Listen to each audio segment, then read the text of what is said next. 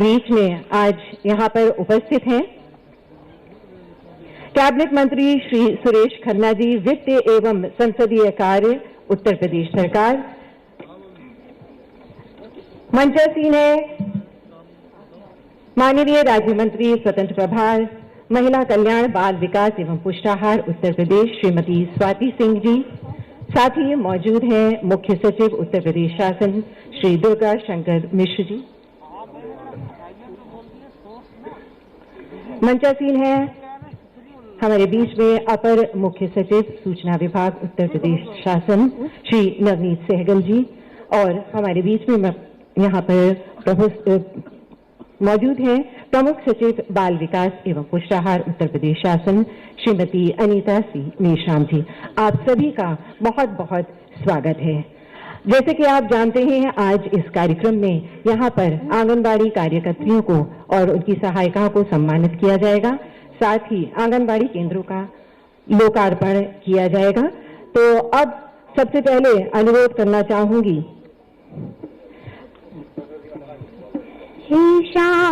सरस्वती वंदना आरंभ की जा रही है।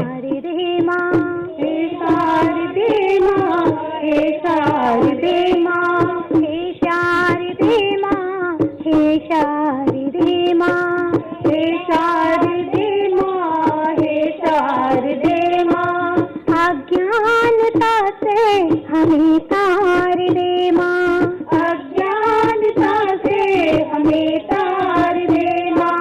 हे शारदे माँ, हे शारदे माँ, हे शारदे माँ, हे शारदे माँ। तू स्वर्ग देवी ये संगीत तुझसे, तू स्वर्ग देवी ये संगीत तुझसे। हर शब्द तेरा है हर गीत तुझसे, हर शब्द तेरा है हर गीत तुझसे। हम हैं अकेले, हम हैं अधूरे, हम हैं अकेले, हम हैं अधूरे। तेरी शरण हम हमें प्यार दे माँ, तेरी शरण हम हमें प्यार दे माँ। हे शारदे माँ, हे शारदे माँ, अज्ञानता से हमें तार दे माँ। हे शारदे माँ, हे शारदे माँ। तू श्वेत वर्णी कमल पर विराजे, तू श्वेत वर्णी कमल पर विराजे। हाथों में वीणा मुकुट सर पे साजे, हाथों में वीणा मुकुट सर पे साजे। मन से हमारे मिटा के अंधेरे, मन से हमारे मिटा के अंधेरे। हमको उजालों का संसार दे माँ, हमको उजालों का संसार दे माँ। हे शारदे माँ, हे शारदे माँ, अज्ञानता से हमें तार दे माँ। हे शारदे माँ, हे शारदे माँ, हे शारदे माँ, हे शारदे माँ। मां सरस्वती के आशीर्वाद लेने के साथ ही अब कार्यक्रम में आगे बढ़ते हैं और अब अनुरोध करना चाहूंगी माननीय राज्य मंत्री स्वतंत्र प्रभार श्रीमती स्वाति सिंह जी से कि वे यहाँ आए और सबका स्वागत करें।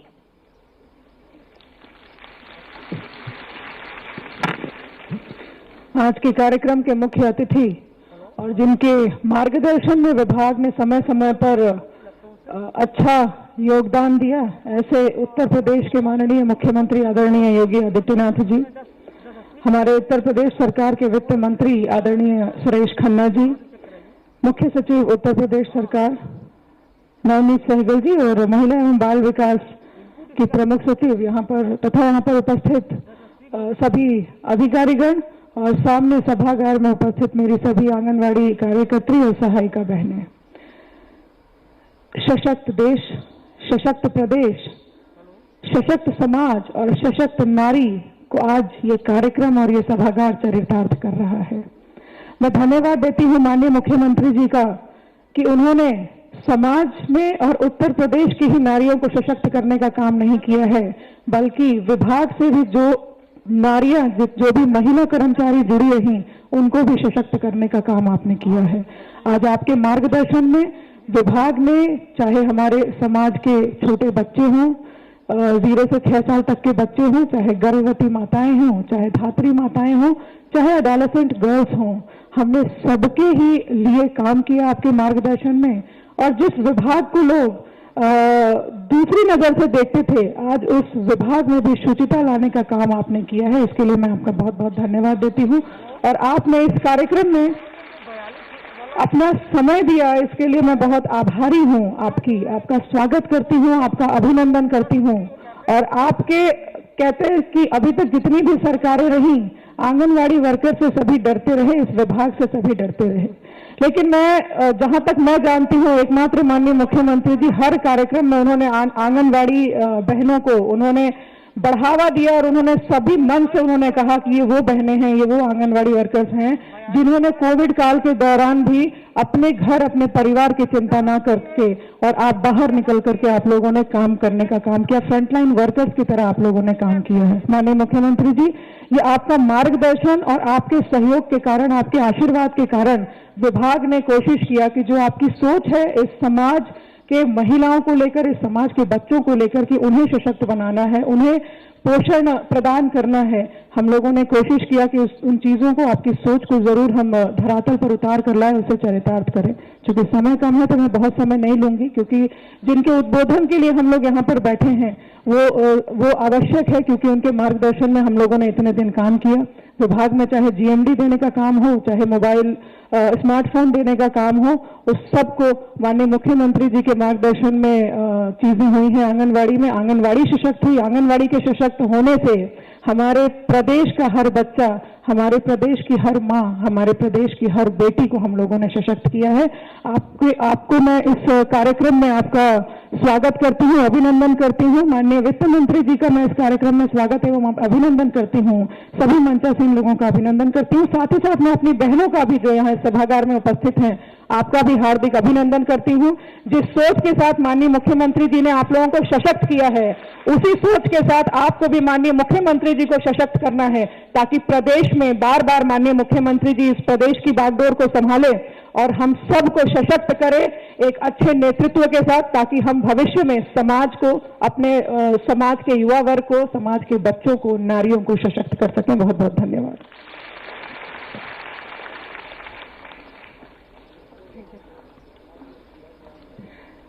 और इसी के साथ मैम से अनुरोध करना चाहूंगी कि हमारे आज के मुख्य अतिथि महोदय को एक रुद्राक्ष का पौधा भेंट कर उनका स्वागत करें। रुद्राक्ष का पौधा, रुद्राक्ष स्वरूप शांति का, शुद्धता का, शक्ति का प्रतीक।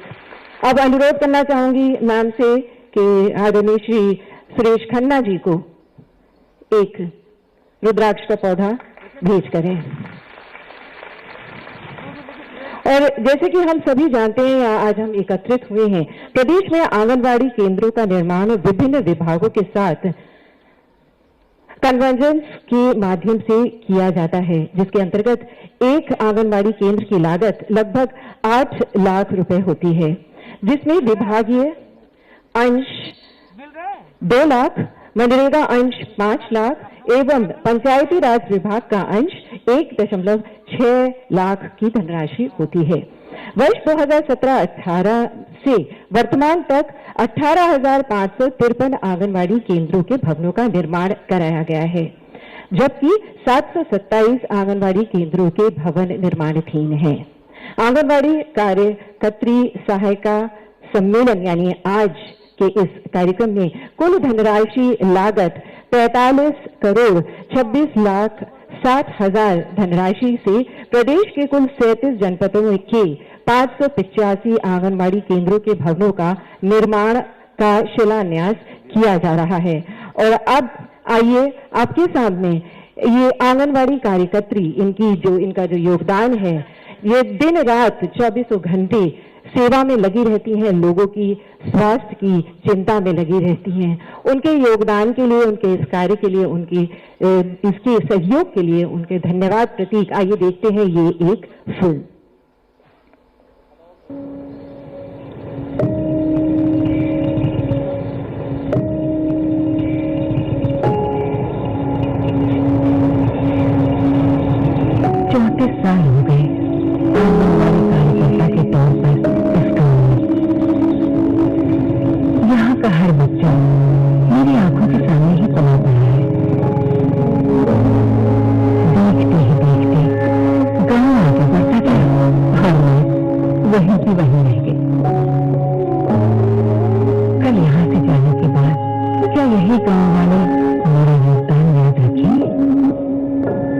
अगर मुझसे कोई पूछे कि मैंने 34 सालों में क्या हासिल किया तो मैं क्या जवाब दूंगी?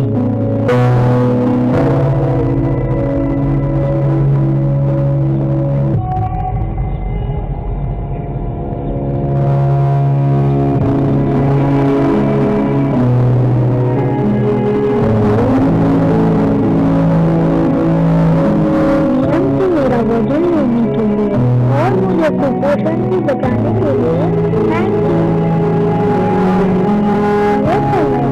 पोषाहार देने के लिए धन्यवाद। आपने रोज जो दलिया हमें दिया वो नाश्ते से स्वादिष्ट था, लेकिन उसने हमें तंदुरुस्त भी रखा। काखाघाट से अमेठी तक का रास्ता आपने दिखाया। इस सफर को शुरू करवाने के लिए थैंक यू। मम्मी की इस दुनिया में आने की खुशखबरी उसके पिताजी से पहले मैंने आपको दी थी। घर के हर कदम पर मेरा हाथ थामने के लिए धन्यवाद। मम्मी को 6 महीने की उम्र तक सिर्फ माँ का दूध पिलाने की सीख आप ही तो दी थी। ये हमारी छोटी बहन हमसे ज्यादा सियानी हो गई है। हमारी गोद भराई से लेके मुन्नी के अन्नप्राशन और उसकी भी गोद भराई तक हमारा साथ देने के लिए बहुत धन्यवाद।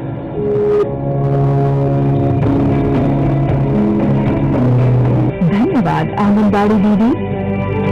हमारी आंगनबाड़ी दीदी ने कोविड काल में भी कुपोषण के विरुद्ध जंग जारी रखी और घर घर जाकर लाभार्थियों को अनुपूरक पुष्टाहार वितरण किया गया एवं निगरानी समिति के सदस्य के रूप में कोविड बचाव हेतु लोगों को जागरूक किया गया।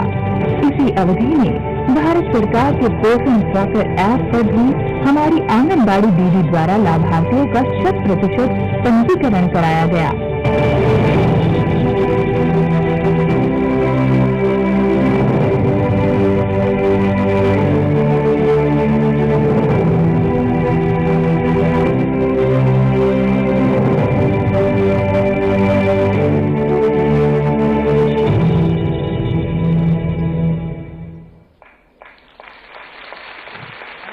और अब अनुरोध करना चाहूंगी माननीय मुख्यमंत्री महोदय जी से कि वे आंगनबाड़ी केंद्रों का शिलान्यास एवं लोकार्पण करें बटन दबाकर। आज यहां इस अवसर पर 585 आंगनबाड़ी केंद्रों का शिलान्यास किया जा रहा है।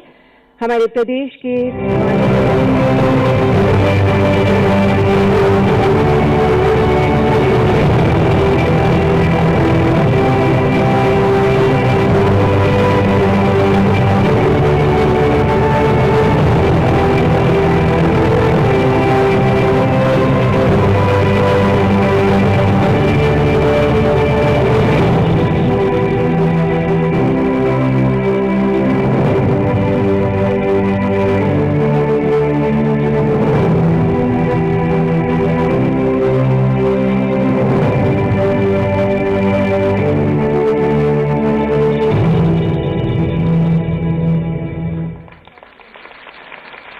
और उत्कृष्ट कार्य हेतु यहाँ पर कोविड काल में जिन आंगनवाड़ी कार्यकर्तियों ने पुरस्कृत किया जा रहा है आज उनको उनके उत्कृष्ट कार्य के लिए सबसे पहले आमंत्रित करना चाहूंगी श्रीमती शमा परवीन जी को। जनपद का नाम गोरखपुर, परियोजना शहर कोविड-19।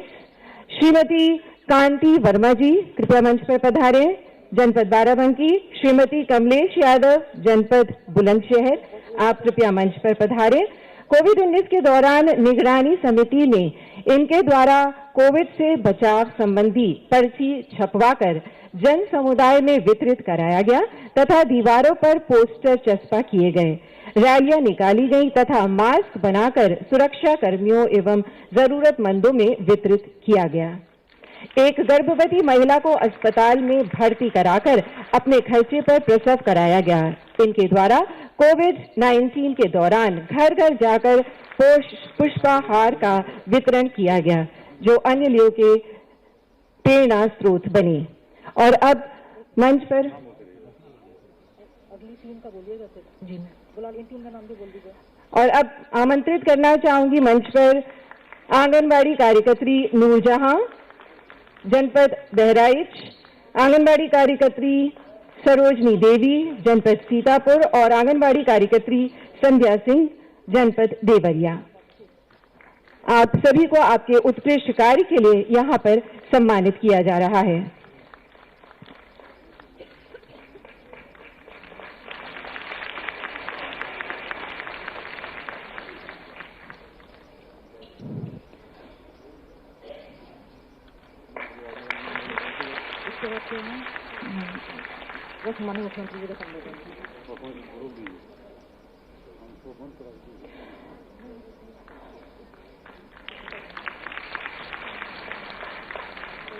जोरदार तालियों से अभिवादन कीजिए इन सभी आंगनबाड़ी कार्यकर्तियों का, जिन्होंने उत्कृष्ट कार्य से अपनी एक पहचान बनाई और सबके लिए आप सब प्रेरणा स्रोत बने। और अब अनुरोध करना चाहूंगी माननीय मुख्यमंत्री महोदय जी से कि वे अपने आशीर्वचनों से हम सभी को अनुग्रहित करें आज के इस पावन अवसर पर। माननीय मुख्यमंत्री जी।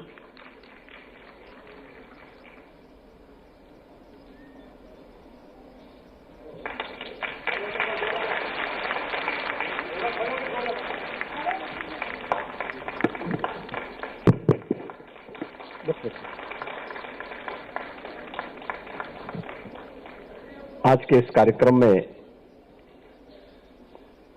उपस्थित प्रदेश सरकार में मेरे वरिष्ठ सहयोगी, वित्त और संसदीय कार्य विभाग के मंत्री श्री सुरेश कुमार खन्ना जी, महिला एवं बाल विकास विभाग की मंत्री श्रीमती स्वाति सिंह जी,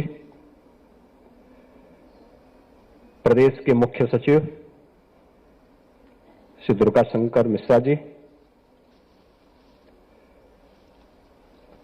अपर मुख्य सचिव सूचना श्री नवनीत सहगल जी, प्रमुख सचिव बाल विकास एवं पुष्टाहार श्रीमती अनीता मिश्राम जी, विभाग के सभी अधिकारीगण और आज के इस कार्यक्रम में यहाँ लखनऊ में उपस्थित सभी आंगनबाड़ी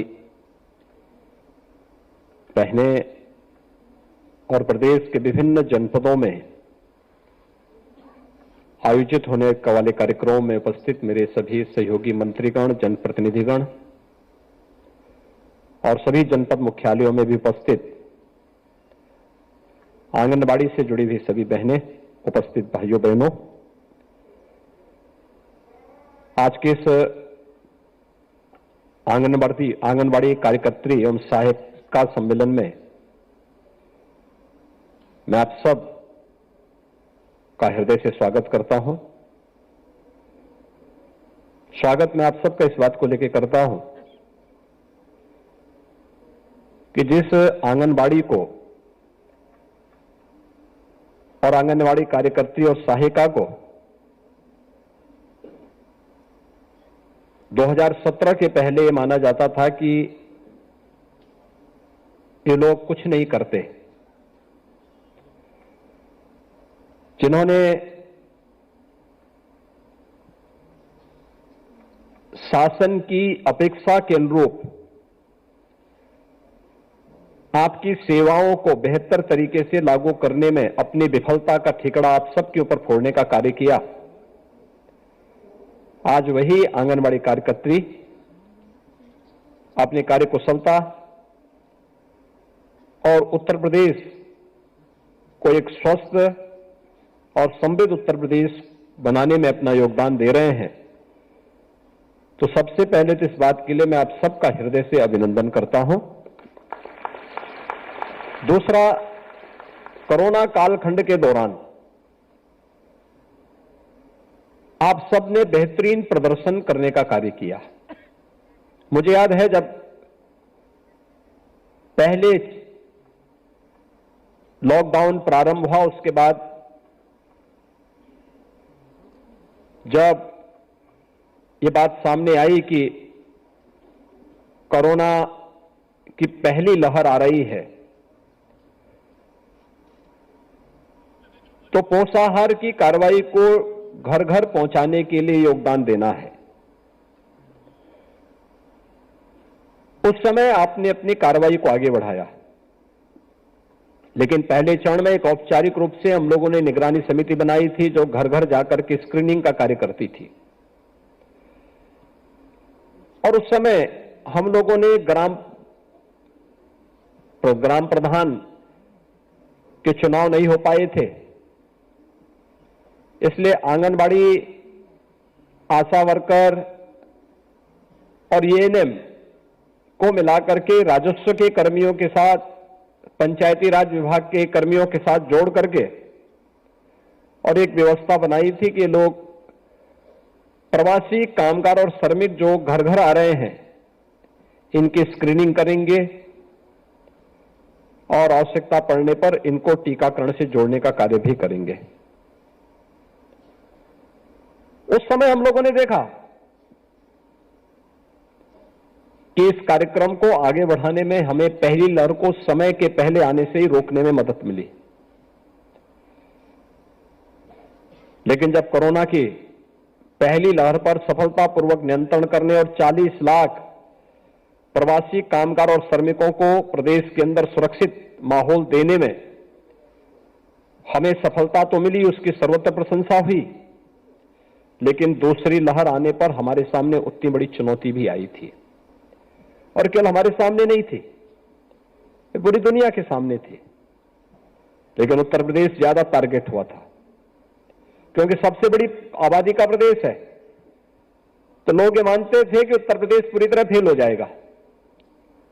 और तब मैंने फिर इन निगरानी समितियों को ही सक्रिय किया था और मैंने कहा था निगरानी समिति जिसमें आंगनबाड़ी, आशा, एएनएम, ये सभी मिलकर के ग्रामीण क्षेत्र में ग्राम प्रधान के नेतृत्व में, शहरी क्षेत्र में पार्षद के नेतृत्व में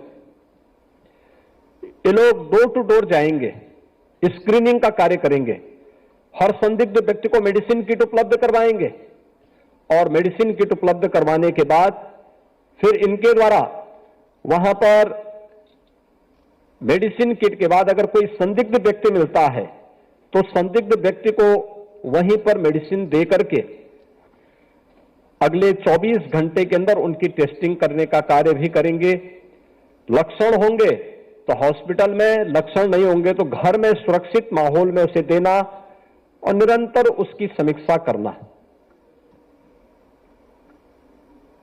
उत्तर प्रदेश ने कोविड प्रबंधन में जैसे हमारे देश ने पूरी दुनिया में सबसे अच्छी सफलता प्राप्त की प्रधानमंत्री मोदी जी के नेतृत्व में, तो उत्तर प्रदेश में अपने सभी हेल्थ वर्कर्स, चिकित्सक, कोरोना वॉरियर्स और आप जितने भी फ्रंट लाइनर थे जिन्होंने पहली पंक्ति पे जाकर के इस सदी की सबसे बड़ी महामारी में देश के अंदर सबसे अच्छा कोरोना प्रबंधन का उदाहरण प्रस्तुत किया, ऐसे आंगनबाड़ी, आशा और एएनएम का मैं प्रदेश शासन की ओर से, प्रदेश की जनता की ओर से हृदय से अभिनंदन भी करता हूं। आज का कार्यक्रम हम सबके लिए इसलिए महत्वपूर्ण है, मैं आज जब यहां बोल रहा हूं मेरे लिए इसलिए महत्वपूर्ण है, मैं देख रहा था कल दुनिया के अंदर जो पहला कोरोना का टीका बना, उनमें से एक फाइजर की वैक्सीन के जो जन्मदाता हैं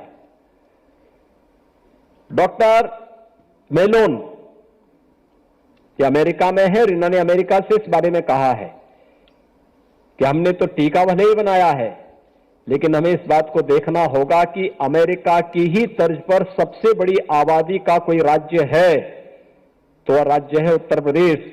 उत्तर प्रदेश ने कोरोना प्रबंधन कैसे सबसे अच्छा किया है, इस पर शोध किया जाना चाहिए, अध्ययन इसका किया जाना चाहिए। और मैं कह सकता हूं कि उनको अध्ययन करना है तो अध्ययन करने के लिए उनको उत्तर प्रदेश की निगरानी समितियों की कार्य पद्धति को देखना पड़ेगा, क्योंकि जिन्होंने स्वयं के जीवन की परवाह किए बगैर, जो प्रधानमंत्री जी ने मंत्र दिया था कि जीवन को भी बचाना है और जीविका को भी बचाना है, उस कार्यक्रम को सफलतापूर्वक प्रदेश के अंदर लागू करने में अपना योगदान दिया। क्योंकि पहले तो स्वयं बचना है और फिर दूसरों को भी बचाना है। अगर व्यक्ति स्वयं ही सुरक्षित नहीं है तो दूसरों को क्या सुरक्षित करेगा? क्योंकि कोरोना में तो संक्रमण बहुत तीव्र है। अगर एक व्यक्ति उसकी चपेट में आ गया तो वह अगर संक्रमित होने के बाद अगर बीमारी को छुपा रहा है तो न जाने कितने अन्य लोगों को, जितने लोगों के संपर्क में आएगा सभी लोग उसकी चपेट में आएंगे। लेकिन स्वयं का बचाव करते हुए दूसरों को बचाने का जो कार्य हुआ है वह अद्भुत हुआ है, अभिनंदनीय हुआ है। और उत्तर प्रदेश के कोविड प्रबंधन को न केवल नीति आयोग ने, आदरणीय प्रधानमंत्री जी ने, बल्कि दुनिया के तमाम देशों ने भी और WHO ने भी उत्तर प्रदेश के कोरोना प्रबंधन की सराहना की है। तो इसके पीछे आप जैसे वे लाखों कोरोना वॉरियर्स हैं जिन्होंने स्वयं के जीवन को बचाते हुए, स्वयं के परिवार को बचाते हुए 25 करोड़ की आबादी के उत्तर प्रदेश को कोरोना से पूरी तरह बचाने में अपना योगदान दिया। इसलिए भी मैं आपका इस अवसर पर अभिनंदन करता हूं। प्रदेश के अंदर वास्तव में जो पोषाहार है, 2017 के पहले ज्यादातर से शिकायत आती थी कि ये बहुत खराब क्वालिटी का है या वितरित नहीं होता है, या फिर तमाम प्रश्न उस पर खड़े होते थे। बोला जाता था कि ये आंगनबाड़ी में न जाकर के ये कहीं ब्लॉक में बिक जाता है, पशुओं को चारा खिलाने के रूप में इसका उपयोग किया जाता है। परिणाम क्या था? देश की सबसे बड़ी आबादी का राज्य है, इसका असर मातृ मृत्यु दर, शिशु मृत्यु दर पर भी देखने को मिलता था। प्रदेश में जब कुपोषित मां होगी तो स्वाभाविक रूप से वो कुपोषित मां बीमारियों की चपेट में आएगी और समय काल कल्पित होगी। यही होता था। कुपोषित बच्चा होगा तो वह कुपोषित बच्चा बीमारियों की चपेट में भी आएगा और समय काल कल्पित होगा। हमने पूर्वी उत्तर प्रदेश में देखा है मस्तिष्क ज्वर से कैसे मौतें होती थी, बड़े पैमाने पे मौतें होती थी। हर वर्ष 1500 से 2000 बच्चों की मौत होती थी। व्यवस्था मौन बनी रहती थी, मूक बनी रहती थी। लेकिन जब प्रदेश सरकार ने अंतर्विभागीय समन्वय और भारत सरकार के माध्यम से आने वाली योजनाओं को बेहतर प्रबंधन किया, आज मस्तिष्क ज्वर को हम लोग पूरी तरह समाप्त करने में हमें सफलता प्राप्त हुई और पूर्वी उत्तर प्रदेश मस्तिष्क ज्वर से अब मुक्त हो चुका है। जो कार्य 40 वर्षों में नहीं हो पाया वह कार्य हमारी सरकार ने, मैं कह सकता हूं, हमारी सरकार ने मात्र 4 वर्ष में किया। वो बच्चे कोई भी रहे हो, लेकिन वह प्रदेश की अमानत थी, क्योंकि वह किसी गरीब, किसी दलित, किसी अल्पसंख्यक परिवार का बच्चा नहीं, वो प्रदेश का बच्चा था। लेकिन उस प्रदेश के बच्चे के बारे में पिछली सरकारें नहीं सोचती थी। हमने सोचा, हमने संवेदना दिखाई, मोदी जी ने संवेदना दिखाई। आज वे सभी बच्चे पूर्वी उत्तर प्रदेश में सुरक्षित हैं और मस्तिष्क ज्वर जैसी बीमारी पूरी तरह समाप्त हो गई। हमारे पास पहला अनुभव मस्तिष्क ज्वर को पूरी तरह समाप्त करने का था और वही प्रबंधन हम लोगों ने कोरोना में भी लागू किया, तो वह भी सफलतापूर्वक आगे बढ़ा और सफलतापूर्वक उसको आगे बढ़ाने के बाद हम लोगों ने फिर प्रदेश में अंदर पोषाहार की क्वालिटी को भी आगे ठीक करने का काम किया और उत्तर प्रदेश संभवतः देश का पहला राज्य है जिसने पोषाहार की व्यवस्था महिला स्वयंसेवी समूह को देकर के आंगनबाड़ी के साथ उनका संबंध जोड़ करके और उन्हें इतना सशक्त बना दिया है कि अब हर गांव में ही, हर जिले में ही ये पोषाहार बनेगा और जिले में ही वितरित होगा, समय पे वितरित होगा, इसकी क्वालिटी की जांच होगी और ये क्वालिटी की जांच होने के साथ ही मातृ मृत्यु दर और शिशु मृत्यु दर को भी कमजोर यानी कम करने, नेशनल एवरेज के समान लाने में हमें सफलता प्राप्त हो रही है। काफी पिछले 4 वर्ष के जो आंकड़े हैं ये बहुत अच्छा उदाहरण प्रस्तुत करते हैं, लेकिन साथ साथ हम लोगों ने प्रदेश के अंदर इसके माध्यम से प्रदेश की जो छवि पर असर पड़ता था उसको भी सुधारने में हमने काफी मदद की, हमें मदद मिली है। और आज जब हम लोग इस अवसर पर यहां पर आए हैं, मुझे बताते हुए प्रसन्नता है, आज यहां पर कई आंगनबाड़ी केंद्रों के स्वयं के भवन भी बने हैं। हम सब जानते हैं कि नई शिक्षा नीति, जो राष्ट्रीय शिक्षा नीति 2020 में प्रधानमंत्री मोदी जी ने लागू की है, पहले होता क्या था कि बच्चे को जब 5 साल तक इंतजार किया जाता था, जब 5 साल का होगा तभी उसका बेसिक शिक्षा स्कूल में नाम लिखाया जाता था, 5 साल के पहले नहीं लिखाया जाता था। अब बुनियादी शिक्षा के लिए 3 से 5 वर्ष के बच्चों को भी नामांकन होगा और उसकी बुनियादी शिक्षा की पहली पाठशाला होगी हमारा आंगनबाड़ी केंद्र, और आंगनबाड़ी केंद्र को इसके साथ जोड़ने का एक अवसर जो प्राप्त हुआ है, आप देख सकते हैं। जो यहां पे एक छोटी सी डॉक्यूमेंट्री अभी दिखाई जा रही थी, वो आंगनबाड़ी जाती है, गांव में देखती है, गांव में देखती है कि मैं 34 साल मुझे कार्य करते हुए हो गए, लेकिन मेरी उपलब्धि क्या है।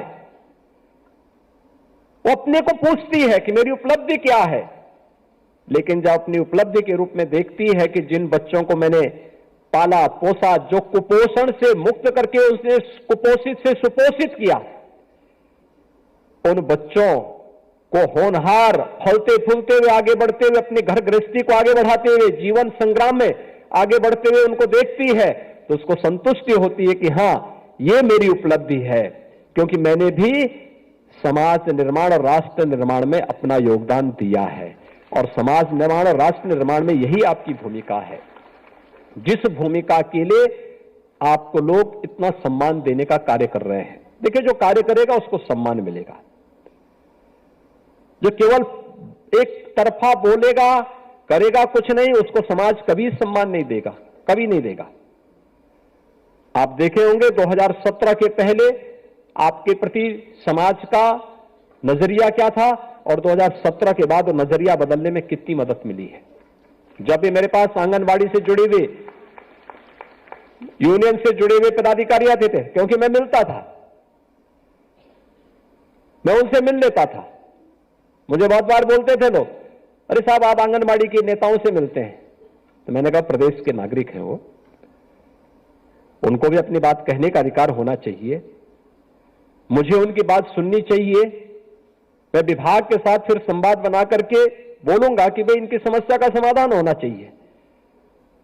और मैं इस बात के लिए आपको धन्यवाद दूंगा कि 2018 के बाद आप लोग किसी भी आंदोलन के साथ नहीं जुड़े, नहीं तो उससे पहले रोज धरना, प्रदर्शन, झंडा, डंडा, यही सब एक आपकी पहचान बन चुकी थी।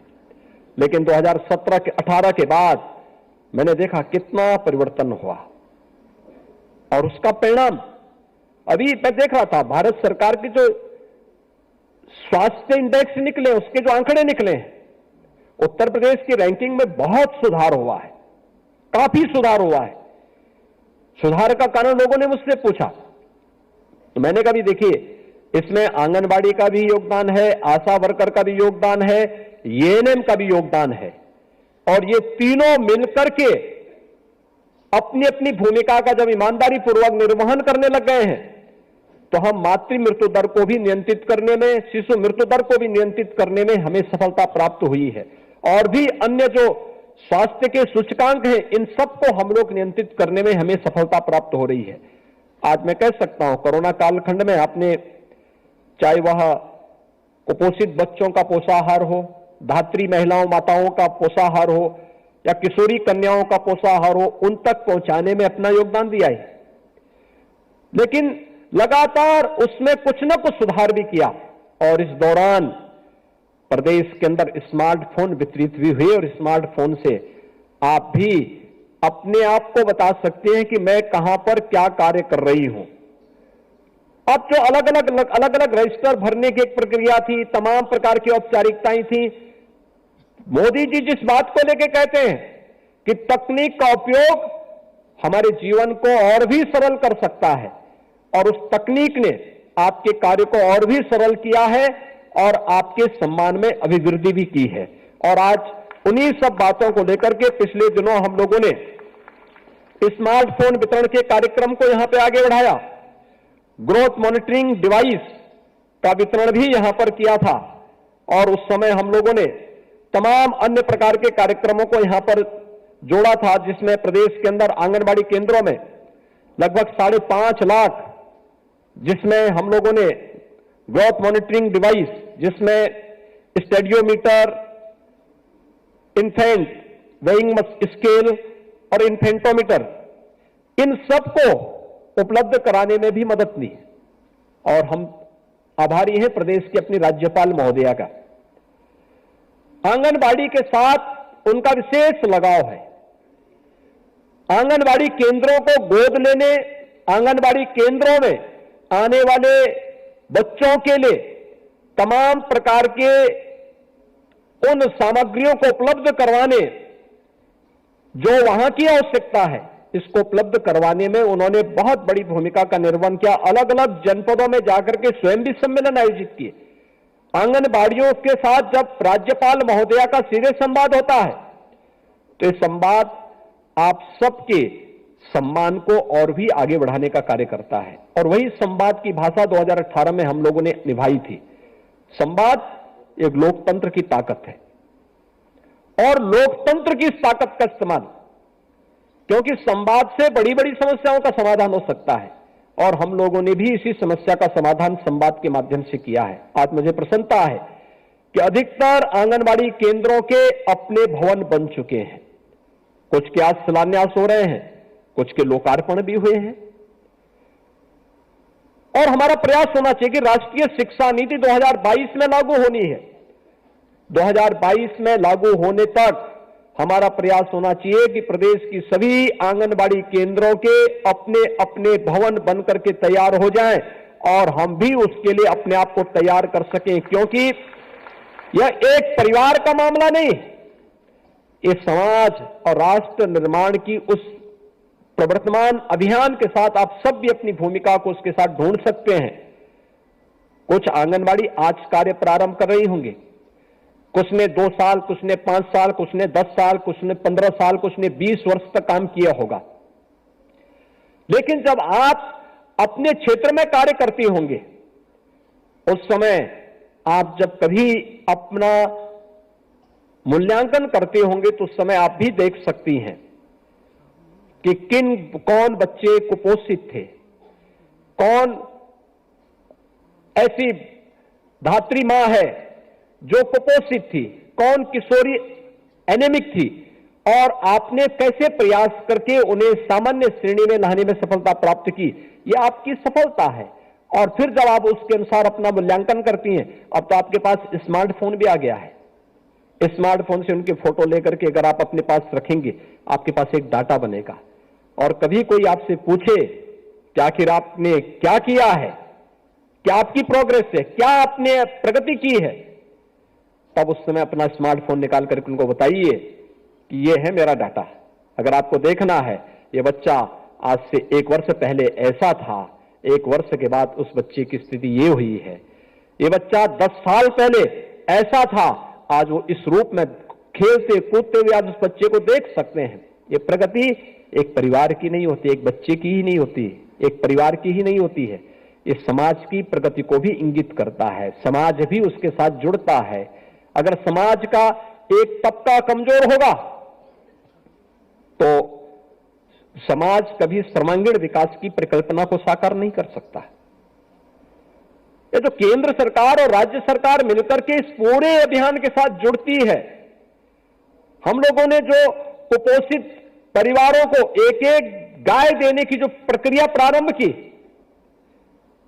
इसलिए जिससे हम कुपोषण के खिलाफ देश की लड़ाई को आगे बढ़ा करके अपने राज्य की रैंकिंग को और अच्छा कर सकें और सुधार सकें, और उस प्रक्रिया के साथ आप सब जुड़ सकें। आप सब ने इस दिशा में अपने स्तर पर बेहतरीन प्रयास किया है और मुझे प्रसन्नता है कि आज हर प्रकार से न केवल इन कार्यक्रमों के साथ आप जुड़े हैं, बल्कि प्रदेश के अंदर अलग अलग आंगनवाड़ी केंद्रों में पोषण वाटिका के निर्माण की प्रक्रिया को भी तेजी के साथ आगे बढ़ाने में आप सब ने मदद की है।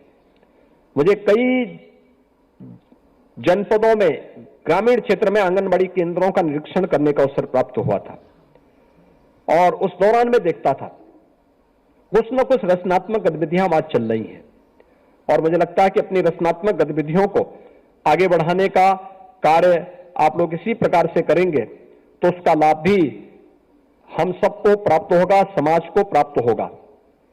आज मुझे यहां पर बताते हुए प्रसन्नता है कि प्रदेश सरकार और केंद्र सरकार ने मिलकर के प्रदेश के अंदर जो कुल 3,06,829 आंगनबाड़ी कार्यकर्त्री, मिनी आंगनबाड़ी और सहायिकाएं हैं, इन सभी की दृष्टि से हम लोग अगर देखेंगे तो इससे पहले इन सभी को जो मानदेय वर्तमान में मिलता है, ये प्रतिमा आंगनबाड़ी कार्यकर्त्री को 5,500, मिनी आंगनबाड़ी को 4,250 और सहायिका को 2,750 प्राप्त होता है। अब हम लोगों ने जो यहां पर हम लोग सितंबर 21 से हम लोगों ने पीएलआई के माध्यम से इस कार्रवाई को आगे बढ़ाया है, और इस अभियान के साथ जोड़ते हुए अब मैं कह सकता हूं कि पीएलआई के साथ में आंगनवाड़ी कार्यकर्ती को हम लोग जो मानदेय बढ़ाने जा रहे हैं, उसके बाद आंगनवाड़ी कार्यकर्ती अगर उसके साथ जुड़ती है, अपने स्मार्टफोन और तकनीक का उनका प्रशिक्षण बेहतरीन तरीके से आगे बढ़ता है, तो मैं कह सकता हूं कि आंगनवाड़ी कार्यकर्ती, मिनी आंगनवाड़ी कार्यकर्ती और सहायिका इसके माध्यम से एक सम्मानजनक मानदेय प्राप्त करने में सफलता प्राप्त करेंगे। स्मार्टफोन और तकनीक के साथ जोड़ने की जो कार्रवाई है, ये उसी का हिस्सा है, और उसी क्रम में सबसे पहले इसमें जो हम लोग कोविड के दौरान जो कार्य आप लोगों ने किया है, कोरोना कालखंड के दौरान निगरानी समिति के साथ जुड़ करके 1 अप्रैल 2020 से लेकर के 31 मार्च 2022 तक, यानी 2 वर्ष का, इन सभी को, जिसमें प्रतिमा आंगनवाड़ी कार्यकर्ती को, आंगनवाड़ी मिनी आंगनवाड़ी कार्यकर्ती को हम लोग उस दौरान का निगरानी समिति के साथ, यानी 31 मार्च 22 तक के लिए उन्हें 500 रुपए प्रतिमाह उन्हें अतिरिक्त प्रोत्साहन राशि उपलब्ध करवा रहे हैं, और साथ ही साथ जो सहायिकाएं हैं उनको 250 रुपए प्रतिमाह एक तो उनको प्रोत्साहन राशि उपलब्ध करवा रहे हैं, क्योंकि उन्होंने उस दौरान निगरानी समिति के साथ मिलकर के अपने कार्यक्रम को बहुत बेहतरीन तरीके से आगे बढ़ाया है। इसके अलावा जो अब तक प्रदेश के अंदर, जो मैंने आपको पहले ही बताया यहां पर कि मानदेय जो आपको अब तक प्राप्त होता था, आंगनबाड़ी कार्यकर्ती को प्रतिमाह 5,500, मिनी आंगनबाड़ी को 4,250 और सहायिका को 2,750 रुपए का जो मानदेय उपलब्ध होता है, अब यह मानदेय पीएलआई के साथ में आंगनबाड़ी कार्यकर्ती कुल 8,000 रुपए तक प्राप्त करेंगी प्रदेश के अंदर। मिनी आंगनबाड़ी 6,500 और सहायिका 4,000 तक प्राप्त करने में उन्हें मदद मिलेगी। और मुझे विश्वास है कि कोरोना की तीसरी लहर की आशंका व्यक्त की जा रही है, यानी आज से यद्यपि 15 से 18 वर्ष के बच्चों के लिए भी वैक्सीनेशन का एक बृहद कार्यक्रम प्रारंभ हो गया है। आज ही सुबह मैं एक सेंटर में स्वयं भी गया था और मैंने वहां का निरीक्षण भी किया। 15 से 18 वर्ष के बच्चों के मन में जो उत्साह है वैक्सीन लेने के लिए, हमें उसके लिए उन्हें प्रोत्साहित करने के लिए सभी संस्थाएं कार्य कर रही हैं। थर्ड वेव कोई भय और आशंका नहीं, लेकिन सतर्कता और सावधानी हर एक बीमारी में होनी चाहिए। यद्यपि जो ये नया वेरिएंट माना गया है कोरोना का, इसके बारे में कहा जा रहा है कि इसमें संक्रमण है, लेकिन यह सेकेंड वेव की तर्ज पर खतरनाक नहीं है। पहले सेकेंड वेव में संक्रमण बहुत तीव्र होता था, तीव्र होने के साथ साथ लंग्स को बुरी तरह प्रभावित करता था, ऑक्सीजन की समस्या खड़ी होती थी और नेगेटिव रिपोर्ट आने में काफी दिन लगते थे। लगभग 15 दिन से लेकर के एक महीने, कुछ लोग 2 महीने तक पड़े रहे। बड़ी संख्या में दुनिया के अंदर मौतें भी हुई हैं। लेकिन ये जो थर्ड वेव के बारे में आशंका व्यक्त की जा रही है, मामले तो बढ़ रहे हैं, संक्रमण है, लेकिन संक्रमण के बाद चौथे 3-4 दिन से लेकर 7 दिन के अंदर व्यक्ति एक सामान्य, जैसे वायरल फीवर आता है, वायरल फीवर का एक कोर्स होता है 3 दिन से लेकर 7 दिन का, तो वायरल फीवर की तर्ज पर इसका भी एक देखने को मिल रहा है कि एक सामान्य परिस्थिति में यह आकर के फिर ठीक भी हो जा रहा है। उत्तर प्रदेश 25 करोड़ की आबादी का राज्य है और 25 करोड़ की आबादी में अब तक केवल 8 मामले मिले हैं। 8 में से 3 लोग ठीक होकर के जा चुके हैं, 5 लोग अपने घरों में हैं, हॉस्पिटल में एक भी नहीं। शेष कोरोना से जुड़े हुए जो मामले लगभग 2261 हैं, उनमें से 2100 से अधिक लोग अपने घरों में आराम से उपचार करा रहे हैं, कहीं कोई समस्या नहीं है। लेकिन सतर्कता और सावधानी के लिए हमें लोगों को बताना पड़ेगा। एक, सार्वजनिक स्थानों पर जाएं तो मास्क जरूर धारण करें। कोई व्यक्ति अगर कहीं भी लक्षण है, सर्दी है, जुकाम है, फीवर है, तो हमें फिर से उसी भूमिका के साथ आना पड़ेगा। मेडिसिन किट निगरानी समितियों को फिर से उपलब्ध कराया जा चुका है और मेडिसिन किट अगर हर परिवार में उपलब्ध हो जाए तो मेडिसिन किट से उन सभी परिवारों को जो आशंका व्यक्त की जा रही है और जिस पर दुनिया अभी शोध करने वाली है, जो मैंने अभी फाइजर वैक्सीन के जो निर्माता हैं उनकी बात यहां पर कही कि उत्तर प्रदेश को कोविड प्रबंधन को उन्होंने न केवल सराहना की है बल्कि उन्होंने इस बारे में कहा कि आखिर क्या उत्तर प्रदेश में हुआ है जिसके कारण उत्तर प्रदेश में सुधार हुआ है। तो वह भी एक बेहतरीन प्रदर्शन उत्तर प्रदेश का वहां पर देखने को मिलेगा। लेकिन मेरी आप सबसे अपील होगी कि निगरानी समिति के सदस्य के रूप में हम वैक्सीनेशन के कार्यक्रम को तो तेजी लाने में मदद कर सकते हैं। यानी घर घर जब हम जाएं, हर लक्षण युक्त व्यक्ति को चिन्हित करते हैं, लक्षण युक्त व्यक्ति को चिन्हित करके उसको मेडिसिन किट उपलब्ध करवाना है और मेडिसिन किट उपलब्ध करवाने के साथ हम अगर उस व्यक्ति की सूची बना करके अगले 24 घंटे के अंदर उनका टेस्ट तो होता, आरआरटी की टीम जाती है, उसका टेस्ट भी कर लेती है। लेकिन अगर इस दौरान अगर हमें कहीं लगता है कि निगरानी समिति को उस घर में 5 सदस्य हैं, 5 में से 3 ने वैक्सीन ले लिया है, 2 अभी ऐसे हैं जो वैक्सीन नहीं ले पाए हैं, उनकी सूची भी उसके साथ ही बना देने की आवश्यकता है और उनकी सूची बनवा करके तत्काल उन लोगों की सूची बना करके ICCC को उपलब्ध करवा देने की आवश्यकता है कि हम फलाने परिवार में गए थे, इस परिवार में इस नाम के ये 2 सदस्य हैं, इन लोगों ने अभी तक वैक्सीन नहीं ली है। तो मुझे लगता है कि अगले दिन टीम जाकर के उनको वैक्सीन दे सकती है।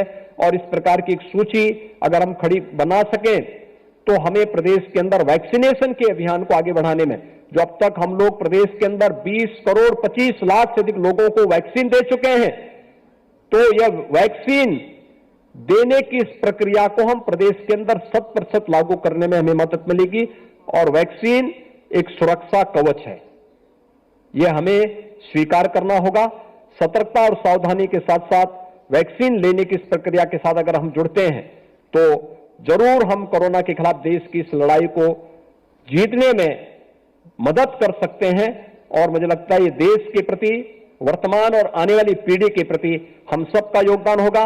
मैं एक बार फिर से आप सभी आंगनबाड़ी कार्यकर्ती और अन्य जितने भी आपका जो सम्मेलन हुआ है, आप सभी को मैं एक बार फिर से इस अवसर पर कोरोना कालखंड के दौरान प्रदेश में पोषण मिशन को सफलतापूर्वक आगे बढ़ाने में आपके द्वारा किए जा रहे सराहनीय कार्यक्रम की मैं एक बार फिर से यहां पर आप सबका मैं अभिनंदन करता हूं और विश्वास करता हूं कि प्रदेश के इस लक्ष्य को आगे बढ़ाने में आप निरंतर अपना योगदान देंगे। आप सबके प्रति मेरी शुभकामनाएं। धन्यवाद। जय हिंद। ये हमारे यशस्वी और ऊर्जावान माननीय मुख्यमंत्री जी के ही कुशल मार्गदर्शन का परिणाम है कि आज आंगनबाड़ी कार्यकर्ती इतना अच्छा कार्य कर पा रही हैं और हमारा प्रदेश उनके ही नेतृत्व में नित नए कीर्तिमान बना रहा है। और अब अनुरोध करना चाहूंगी प्रमुख सचिव बाल विकास एवं पुष्टाहार श्रीमती अनीता सी मेश्राम जी से कि वे यहाँ आए और सबका धन्यवाद ज्ञापित करें। आज इस कार्यक्रम में उपस्थित माननीय मुख्यमंत्री जी, आपके इस कार्यक्रम में आने के लिए पहले तो मैं आपका बहुत बहुत धन्यवाद देना चाहूंगी और साथ ही एक चीज के लिए विशेष रूप से धन्यवाद देना चाहूंगी जो आपने आज विभाग का और हमारे आंगनवाड़ी बहनों का जो उत्साहवर्धन किया है, जो प्रोत्साहन धनराशि के रूप में और मानदेय वृद्धि के रूप में, उसके लिए मैं पूरे विभाग की ओर से आपको धन्यवाद देना चाहूंगी और साथ ही आश्वासन भी देना चाहूंगी कि आज आपने जो हमें विश्वास जताया है, आंगनवाड़ी बहनों में विश्वास जताया है, हम उससे और अधिक मेहनत से, लगन से, निष्ठा से कार्य करेंगे और आपने जो आज निर्देश मार्गदर्शन दिया है उसको पूरा प्राप्त करने में जो भी बनेगा हमसे हम पूरा योगदान अपना देंगे। मैं माननीय वित्त मंत्री जी का भी धन्यवाद देना चाहूंगी कि आप आए और इस कार्यक्रम की शोभा बढ़ाई, सम्मान बढ़ाया। माननीय विभागीय मंत्री जी, उनको बहुत धन्यवाद देना चाहेंगी कि आप प्रोग्राम में आई और आपके मार्गदर्शन में विभाग में बहुत सारे नई चीज प्रारंभ हुई और जिसका प्रभाव, जैसा माननीय मुख्यमंत्री जी ने बताया, क्लियरली हम लोगों के सामने इसका प्रभाव और इसका असर दिखना शुरू हो गया है। माननीय मुख्य सचिव महोदय को भी मैं बहुत सहृदय धन्यवाद देना चाहूंगी कि आप अत्यंत अपने बिजी शेड्यूल से सर आए और हमको हमारे इस कार्यक्रम की शोभा बढ़ाई। अपर मुख्य सचिव सूचना महोदय का भी मैं धन्यवाद देना चाहूंगी, यहाँ पर उपस्थित सभी प्रेस बंधु और विशेष रूप से यहाँ पर आई हुई हमारी आंगनवाड़ी बहनें, कार्यकर्त्री और सहायिका, आप सबका कि आप बड़ी संख्या में यहाँ पर आए और इस कार्यक्रम से जुड़े। पूरे प्रदेश में इस प्रोग्राम की लाइव स्ट्रीमिंग हो रही है, उसके लिए भी प्रदेश में जो जितने जनप्रतिनिधि जुड़े हैं, हमारे अधिकारी जुड़े हैं, उन सबका भी धन्यवाद देना चाहूंगी। आप सभी यहाँ पर पधारे और इस कार्यक्रम को सफल बनाए। आप सभी का बहुत बहुत धन्यवाद। जय हिंद। बहुत बहुत धन्यवाद हमारे आज के माननीय मुख्य अतिथि।